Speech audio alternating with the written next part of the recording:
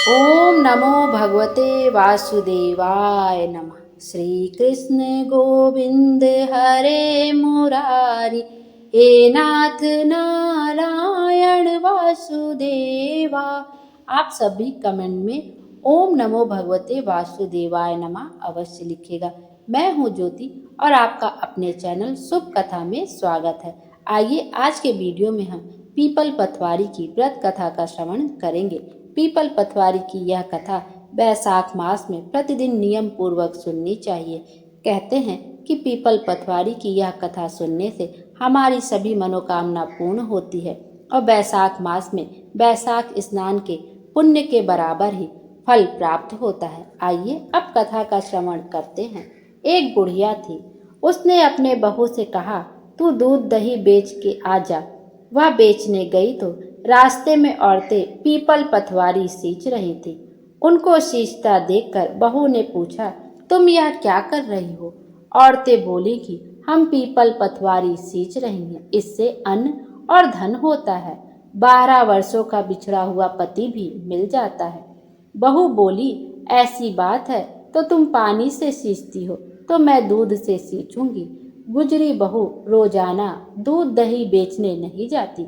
वह रोजाना दूध को पीपल में और दही से पतवारी को सींचती।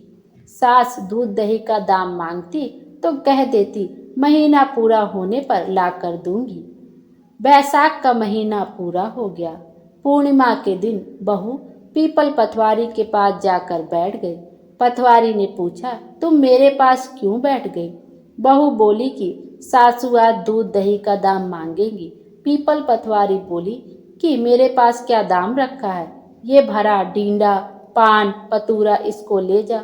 बहू ने वही ले जाकर कोठरी में रख दिया और डर के मारे कपड़ा ओढ़कर सो गई। सासू बोली, पैसा ले आई बहू?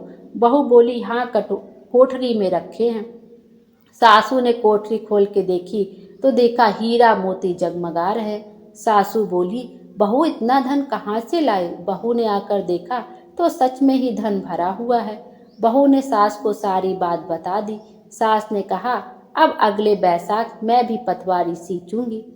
बैसाख आया, सास दूध दही तो बेच आती, हांडी धोकर पीपल पतवारी में चढ़ा देती।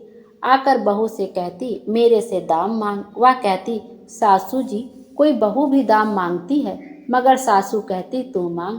बहू बोली, सासू जी पैसे ले आओ। तो सास पीपल पतवारी के पास जाकर बैठ गई। पीपल पतवारी ने सास को पान पतूरा भरा डींडा दे दिया। उसने ले जाकर कोठरी में रख दिया। बहू ने खोल कर देखा तो उसमें कीड़े मकोड़े बिलबिला रहे हैं। बहू ने कहा, सासू जी यह क्या? सास ने आकर देखा और बोलने लगी, पीपल पतवारी बड़ी दोगली पटपीटन है, इसको तो धन दिया, मुझको कीड़ा मकोड़ा दे दिया। तब सब कोई बोलने लगे, बहू तो सत की भूखी थी जो उसने पीपल पतवारी सींची थी। तुम धन की भूखी थी इसलिए तुमने पीपल पतवारी सींची थी। हे पतवारी माता, जैसा बहू को दिया वैसा सबको देना, जैसा सास को दिया वैसा किसी को न देना। बोलो पीपल पतवारी माता की जय। जो भी इस कथा को सच्चे दिल से रोज नियम पूर्वक सुनता है उसे बैसाख मास में बैसाख स्नान के बराबर ही पुण्य फल की प्राप्ति होती है और उसकी सभी मनोकामना पूर्ण हो जाती है। वैसे तो बैसाख मास में हर दिन ही किसी पवित्र नदी में जाकर स्नान करना चाहिए, लेकिन यदि वह भी संभव ना हो तो अपने घर के आसपास जो जलाशय हो, कोई नदी हो, आप वहाँ भी रोज जाके स्नान कर सकते हैं। और ये भी संभव ना हो तो कुछ पवित्र तिथियाँ होती हैं, यदि आप उसमें भी स्नान कर लेते हैं तो आपको पूरे बैसाख मास में स्नान करने के बराबर पुण्य फल प्राप्त हो जाता है।